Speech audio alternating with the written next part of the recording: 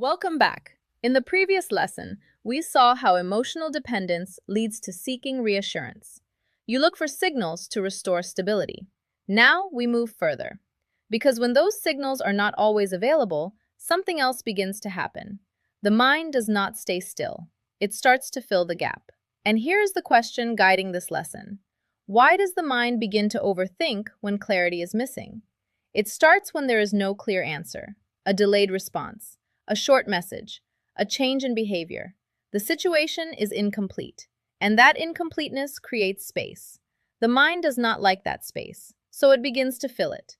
You begin to replay conversations, analyze tone, reconstruct meaning. You try to predict what will happen next, not because you chose to, but because your mind is trying to reduce uncertainty. Overthinking feels productive, like problem solving, like understanding. You might think, if I figure this out, I'll feel better. And that belief feels correct. But look carefully. The more you analyze, the more possibilities appear. Instead of reducing uncertainty, overthinking expands it. Each interpretation creates another possibility. Each possibility creates another question. And the mind stays active, not because it found clarity, but because it did not. Compare two people. Both experience the same uncertainty. One continues their day. The other keeps analyzing. The difference is not the situation. It is how much their mind is trying to resolve what is unclear.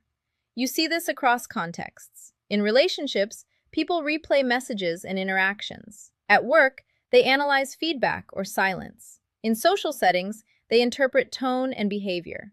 In each case, the mind tries to fill what is missing. So return to the question, why does the mind begin to overthink? Over the next few days, notice when your thoughts repeat. When you revisit the same moment, the same question. Observe the loop without trying to stop it, because overthinking does not come from having too much information. It comes from trying to resolve what is incomplete. In the next lesson, we move into something even more revealing, how overthinking leads to emotional instability and stronger reactions. Well,